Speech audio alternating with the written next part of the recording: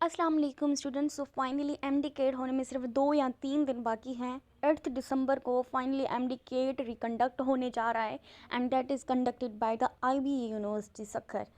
So best of luck all students. आप सबने in last days में एक बार अपनी बुक्स टेक्स्ट बुक की रिवीजन लाजमी कर लेनी है, ठीक है। और काफ़ी सारे ये क्वेश्चन कर रहे थे कि आउट ऑफ सिलेबस होगा, फेडरल की बुक से आएगा, पंजाब की बुक से आएगा या फिर दूसरे टेक्स्ट बुक से आएगा। सो ऐसा कुछ भी नहीं है, आपने सिर्फ सिंध के टेक्स्ट बुक को ही फॉलो करना है क्योंकि ये सारी जो न्यू पॉलिसीज़ हैं वो नेक्स्ट ईयर बनेंगी। सो आपने लाजमी अपने बुक को मतलब उनके एंड में जो एमसीक्यूज़ होते हैं वो द मोस्ट इम्पोर्टेंट होते हैं। तो उनमें से आप लोग जब एमसीक्यूज़ करेंगे, आप पास्ट पेपर्स में ही देखेंगे ना कि आपके बुक्स में से स्पेशली बायोलॉजी का जो बुक है उसमें से इतने सारे एमसीक्यूज़ आते हैं टेस्ट में कि आप लोगों को वो ज़रूर लाजमी आने चाहिए, ठीक है। तो मैं आप लोगों को एक और सजेशन करूँगी कि जो सिंध के बुक्स हैं, सिंध के ओल्ड वाले भी, ठीक है, ओल्ड वाला जो बायोलॉजी बुक है उसके भी एमसीक्यूज़ कर लें। उसमें इतने हैं, एक एक चैप्टर में 5 एमसीक्यूज़ है, ठीक है, वो लाजमी कर लें।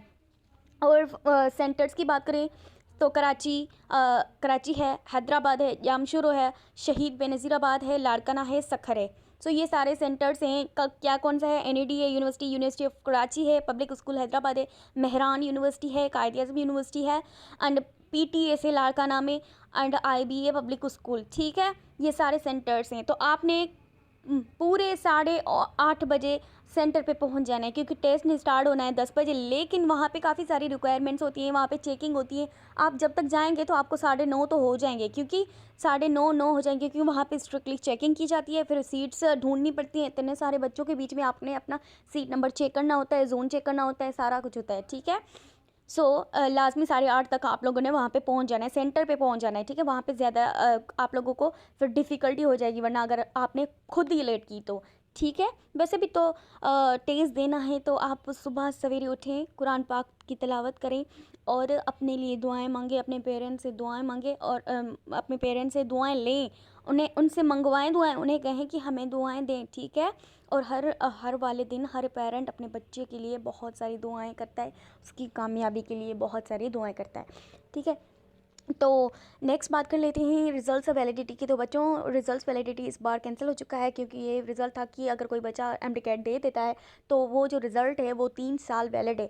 तो इस पॉलिसी की चेंज किया गया था कोर्ट की तरफ से कि अब कोई भी बच्चा ये 3 साल की रिजल्ट्स को वैलिड नहीं कर सकता, क्योंकि ये आप लोगों के लिए जो इस बार टेस्ट दे रहे हैं इनके लिए एक बेस्ट अपॉर्चुनिटी है, एक बेहतरीन डिसीजन है। क्योंकि लास्ट ईयर जितने भी बच्चे रह गए हैं उनका स्कोर था 175, 178, 180, इतने कदर की 182 वाले भी बैठे ही हैं, ठीक है। कि जहाँ जहाँ पे मेरिट हाई है और सीट्स कम थी तो वही बच्चे स्टिल बैठे हुए हैं। अगर उन्होंने इस बार अप्लाई करना था तो फिर तो आप लोगों का मतलब काफ़ी सारे बच्चों का तो चांस ही नहीं बनता, फिर नेक्स्ट ईयर अप्लाई करना होता, ठीक है। ये पता नहीं कब तक चलता सिस्टम, ये सिस्टम जो बनाया था पीएमसी ने बनाया था वैलिडिटी वाला।